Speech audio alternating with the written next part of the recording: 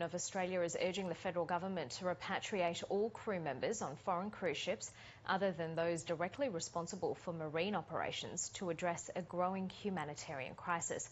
Dean Summers is the Australian National Coordinator of the International Transport Workers Federation. He says there are up to 11,000 foreign workers on 11 foreign cruise ships in Australian waters. We've got a moral obligation to look after these seafarers off this ship. We think there's somewhere between 11,000 15,000 workers just drifting up and down our coasts. And if those ships were declared in distress, then we would have a legal obligation. And if seafarers had a distressful problem, then they would have to be able to be taken ashore and medevaced.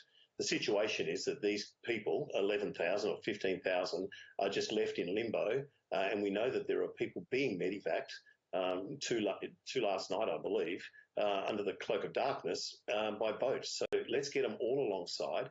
Let's triage them. Let's find out who needs immediate care, who needs hospitalisation. And I'm urging the government, and the Maritime Union is urging this federal government to get with us and to organise, facilitate repatriation of all of these people. I'm hearing reports that the New South Wales Commissioner, which is state-based, so only has a certain amount of reach, is saying that they'll send somebody out, the military or others, to test everybody. Now, that's okay. All that's going to do is show us the size of the problem from a New South Wales perspective. This is a national perspective. It's an international issue, and we have a moral obligation to look after these workers. They're in trouble. The industry is shrouded in secrecy. It's all flagged and registered in flags of convenience countries. So when we see governments like the US saying, go back to the country where you come from, and the countries don't exist, they're homeless and stateless ships because of the flag of convenience system. They only register in Barbados and Bermuda, Malta and Panama because they're tax havens.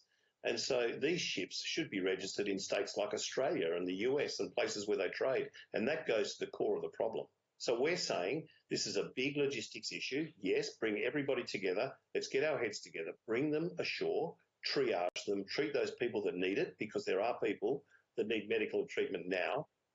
Isolate those people that need isolating and get structure into a repatriation program which will see them all sent home. Now, the important part of this, Andrew, and we're stressing, is that the Australian government shouldn't be up for $1 of this.